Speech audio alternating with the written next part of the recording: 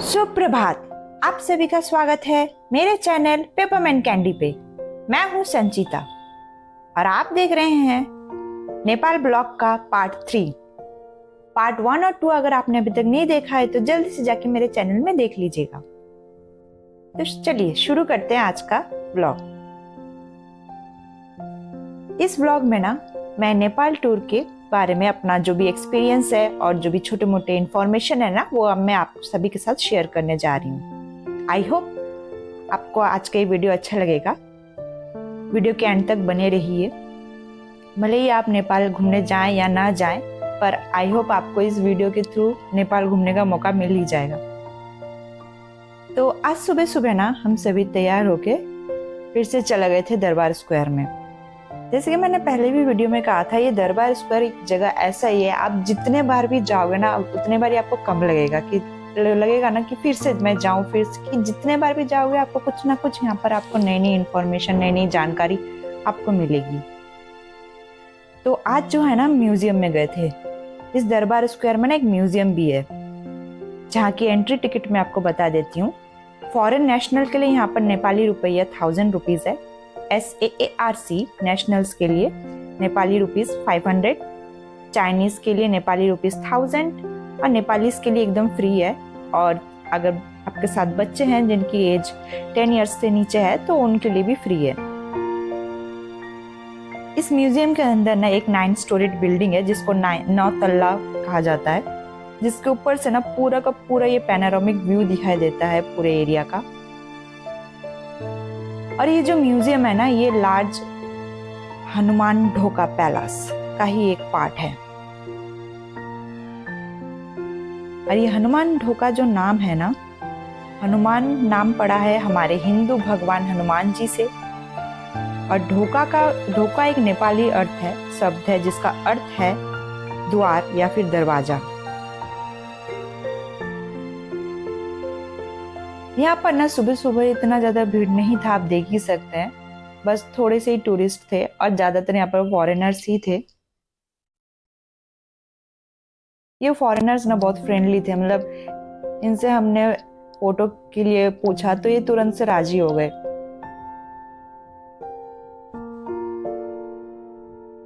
ये जगह ना मतलब अपने में ही एक मतलब खास है एकदम। आप देख ही सकते हैं यहाँ की जो जितने भी आर्किटेक्चर है, यहाँ की बनावटी है एकदम इतना सुंदर, इतना अच्छे से इन्होंने बनाया है। ये ज्यादातर बिल्डिंग ना क्ले, वुड और ब्रिक से बने हुए हैं। और एक साइड पे आप देख सकते हैं ना यहाँ पर अभी भी रिपेयरिंग का काम चल रहा है। और ये रिपेयरिंग का काम आप पता ही होगा क्यों हो रहा है कि 2015 में ना नेपाल में बहुत बड़ा भूकंप आया था, मैसिव अर्थक्वेक हुआ था। तो इसमें बहुत ज्यादा डिस्ट्रक्शन हुआ था, डिस्ट्रॉय हुआ था बिल्डिंग। तो बहुत से बिल्डिंग यहाँ पर रिकंस्ट्रक्ट कर दिए गए हैं और बहुत से बिल्डिंग का काम अभी भी चल रहा है। ये देखिए, ये जैसे कि ये बिल्डिंग जो अभी भी रिपेयरिंग का काम चल रहा है, जिस बिल्डिंग का देखिए, ये भी एक म्यूजियम का पार्ट ही है।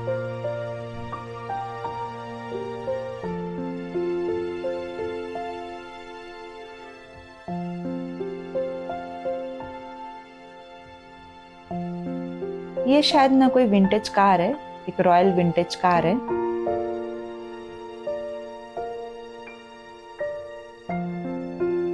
मतलब आपको ये पूरा एरिया ना घूम के देखने में ना कम से कम एक टाइम तो आपका निकल ही जाएगा। मतलब अगर आप सुबह 10 बजे यहाँ पर आए ना तो 12-1 तो यहीं पर ही आपके बच जाएंगे घूमते घूमते।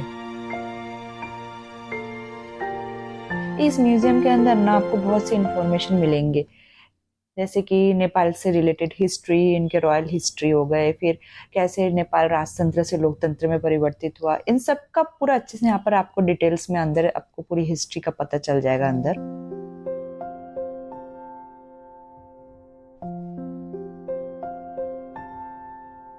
किसी भी नई जगह पे जाओ ना तो वहाँ की हिस्ट्री के बारे में पता होना, मालूम होना बहुत ही जरूरी होता है। तो उसके लिए ये म्यूजियम ही सबसे बेस्ट होता है, क्योंकि म्यूजियम ही एक ऐसा जगह होता है ना जहाँ पर उस जगह से रिलेटेड, उस देश से रिलेटेड पूरी हिस्ट्री अच्छे से वहाँ पर रखा होता है या फिर दी होती है उस जगह के बारे में इंफॉर्मेशन।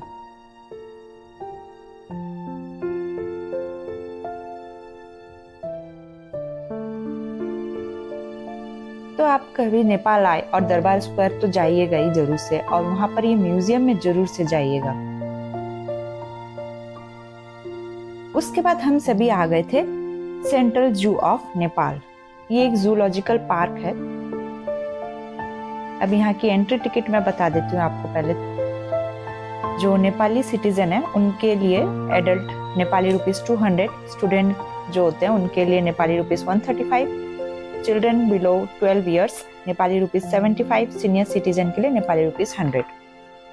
SAARC नेशनल्स के लिए adult Nepali rupees 500, children 4 to 12 years Nepali rupees 250, और जो फॉरेन नेशनल्स हैं उनके लिए एडल्ट नेपाली रुपीज 1000 और children 4 to 12 years Nepali rupees 500।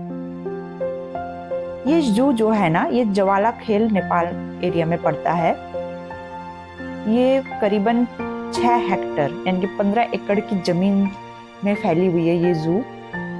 और यहाँ पर ना अंदर आपको बच्चों के खेलने के लिए पार्क, फिर यहाँ पर बैठने के लिए बेंचेस, फिर पिकनिक करने के लिए भी आपको एक घास के मैदान, सब मतलब आप अगर अपने फैमिली या फिर फ्रेंड्स के साथ गए होंगे ना तो यहाँ पर आप आराम से बैठ के ना पिकनिक भी कर सकते हैं। और अंदर पे ना कोई खाने पीने की दुकानें नहीं है, पर बाहर यहाँ पर बहुत से खाने पीने की आपको दुकानें मिल जाएंगी। मतलब जू में अंदर जाने से पहले ही आप ना कुछ खाने पीने की चीजें खरीद लीजिएगा अपने लिए। ड्राई स्नैक्स हो गए या फिर पानी की बोतल हो गया, बाहर दुकान से खरीद के फिर अंदर जाइएगा। अंदर आपको पीने के लिए पानी, टॉयलेट, वॉशरूम वगैरह सब मिल जाएगा। अब जू की बात करती हूँ। इस जू में ना टोटल 996 एनिमल है करीबन, और यहाँ पर 109 अलग अलग तरह के प्रजातियों के हैं। और ये जू जो है ना अभी national trust for nature conservation NTNC के द्वारा ऑपरेट किया जा रहा है। ये जू ना एक टाइम पे प्राइवेट जू हुआ करता था, जिसको कि बाद में पब्लिक के लिए ओपन किया गया है 1956 में जाके। जी हाँ, पहले ना जू के अंदर जाते ही हमको ये डिफरेंट तरह की डियर यानी कि हिरण, जैसे इनमें से हो गए स्पॉटेड डियर, फिर sambar deer, Indian hog deer, nilgai, Himalayan blue sheep और ना जाने क्या क्या। और ये जो आप पॉन्ड देख रहे हैं ना, ये सेंट्रल पॉन्ड या फिर तालाब, यहाँ पर आपको बोटिंग की सुविधाएं भी मिल जाएंगी। बोटिंग, फिशिंग, ये सब की सुविधाएं भी मिल जाएंगी। उसके लिए आपको अलग से चार्ज देना पड़ेगा। ये पॉन्ड ना एक टाइम पे सोर्स ऑफ वाटर हुआ करता था पतन के लिए, और ये पॉन्ड किंग सिद्धि नरसिंह माला के दौरान बनाया गया था। अब आते हैं यहाँ पर लोकल एंडेंजर्ड लोकल स्पीशीज के बारे में। यहाँ पर बहुत सारे एंडेंजर्ड लोकल स्पीशीज रखे हुए हैं, जैसे कि सबसे पहले हो गया royal Bengal tiger.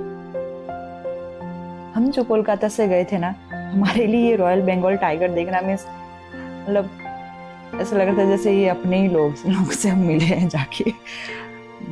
Just kidding. और फिर उसके बाद यहाँ पर 1 हॉर्न्ड राइनोसोरस भी था। और यहाँ पर ना अलग अलग देश दुनिया से भी बहुत तरह तरह के यहाँ पर एनिमल्स वगैरह भी थे, जैसे कि हिप्पो हो गया, सियामांग हो गया, ऑस्ट्रिच हो गया, शिम्पैंजी हो गया, लेमूर, और भी बहुत तरह तरह के पक्षी। फिर यहाँ पर आपको एशियन एलिफेंट देखने को मिल जाएगा, wild water buffalo, snow leopard, clouded leopard, फिर striped hyena, red panda, black buck, swamp deer, jungle cat, leopard cat, mongoose, sloth bear, Himalayan black bear, golden jackal, और न जाने क्या क्या, बहुत कुछ। मतलब 109 तरह की प्रजाति, कम थोड़ी ना है। मतलब आपको घूमते घूमते पूरा एक दिन बीत जाएगा आपको। मतलब हम ना लंच करके गए थे यहाँ पर करीबन 2 बजे, तो घूमते घूमते पूरा जू पूरा कंप्लीट करते करते हम शाम हो चुका था। मतलब पूरे 5 बज गए थे, और 5 बजे के बाद ही ये जू जो है बंद हो जाता है।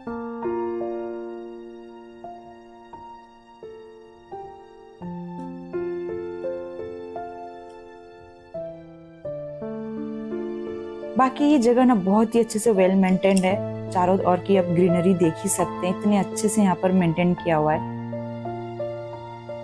और यहाँ पर बाकी जितने भी एनिमल है ना, इनके लिए रहन सहन खान पान का भी बहुत ही खास तरह से यहाँ पर ध्यान दिया गया है, ताकि इन लोगों को कोई तकलीफ ना हो। इनके जो भी रहन सहन का तरीका जैसा भी होता है, उस और खास ध्यान दिया है इन लोगों ने।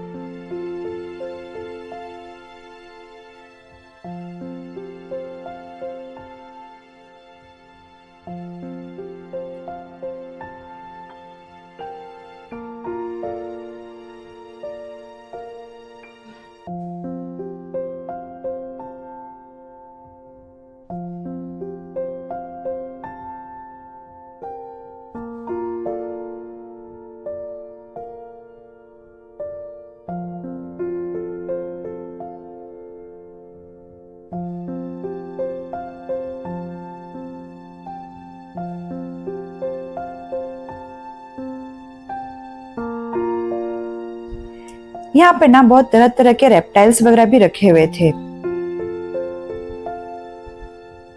जिनमें स्नेक हो गया, फिर टर्टल हो गया, और यहाँ पर अलग से फिश के लिए एक्वेरियम भी बना के रखा हुआ था। वैसे तो इस तालाब में बहुत तरह तरह के फिश है ऑलरेडी, इसीलिए तो इस तालाब में फिशिंग का भी ऑप्शन इन लोगों ने रखा हुआ है।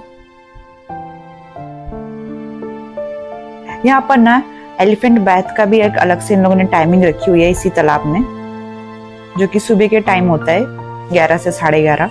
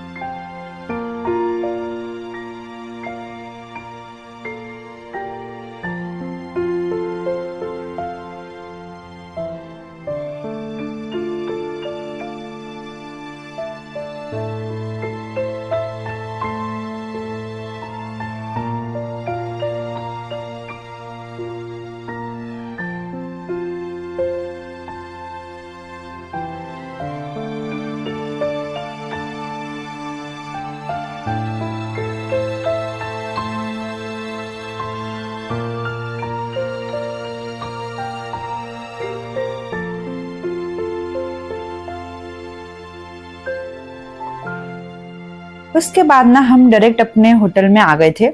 होटल में आके हमने थोड़ा रेस्ट किया, चाय वाय पी, फिर हम शाम को निकल पड़े थमेल मार्केट की ओर। थमेल मार्केट ये जो है ना नेपाल का सबसे बड़ा टूरिस्ट हब है, या फिर काठमांडू का बोल सकते हैं सबसे बड़ा टूरिस्ट अट्रैक्शन एरिया है ये मार्केट जो है ना, ये आप देख सकते हैं, ये नैरो स्ट्रीट है जिसके दोनों ओर ही शॉप्स होते हैं। हम ना दर्शन के टाइम पे गए थे, इसीलिए यहाँ पर आप देख सकते ज्यादातर दुकानें बंद ही है और रास्ते में कोई लोग भी नहीं है, वरना ये एरिया ना रात के टाइम का यहाँ का नजारा ही कुछ और होता है, क्योंकि सबसे ज्यादा क्राउडेड एरिया होता है ये। यहाँ पर आपको बहुत से रेस्टोरेंट, बार, कैफे, एंटरटेनमेंट के लिए बहुत सी जगह आपको मिल जाएंगी। और दुकानों की बात करूँ तो यहाँ पर बहुत से colourful textile, traditional handicrafts, trekking gear, warm woollens, फिर बुक्स, क्लोथिंग आइटम और न जाने क्या क्या। इन सब आइटम्स का ना जब मैंने प्राइस पूछा तो बहुत ज्यादा ही बोल रहे थे, मतलब थोड़ा एक्सपेंसिव थे ये। हाँ, अगर आप बार्गेनिंग में बहुत अच्छे हैं तो आपके लिए ये जगह बहुत ही सही है, वरना फिर आप इस जगह से दूर ही रहिए खरीदारी में। और नहीं तो आप एक काम कर सकते हैं, किसी भी नेपाली शॉपर असिस्टेंट को ना आप हायर कर सकते हैं, जिसको कि यहाँ के लोकल लैंग्वेज की बहुत अच्छी जानकारी हो और वो बार्गेनिंग में भी बहुत अच्छा हो। तो क्या होगा ना, आप इस लूटे नहीं जाओगे फिर यहाँ पर आओगे।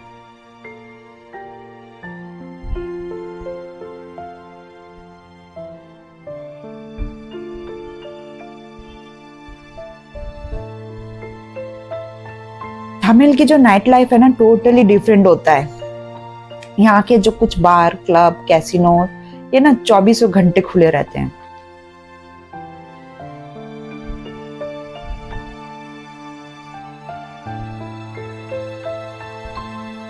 हम जिस टाइम पे गए थे ना, इस टाइम पे ज्यादातर दुकानें, रेस्टोरेंट वगैरह बंद ही था। एक तरह से अच्छा ही था, क्योंकि हमें तो जस्ट सिर्फ विंडो शॉपिंग करना था, कुछ खरीदना भी नहीं था, जस्ट हम देखने के लिए गए थे, क्योंकि हमने इस तमिल मार्केट के बारे में बहुत सुना था, बस एक बार आंखों से देखना था, बस देख लिए।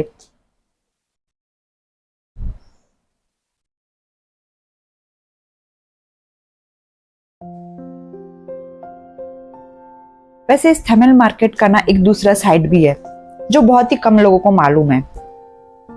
ये तमिल मार्केट ना करीबन हजारों वर्ष पुराना है और इसके सेंटर में ना विक्रमशिला महाविहारा मोनेस्ट्री है, जो कि सदियों से यहाँ पर इसी तरह से खड़ा है।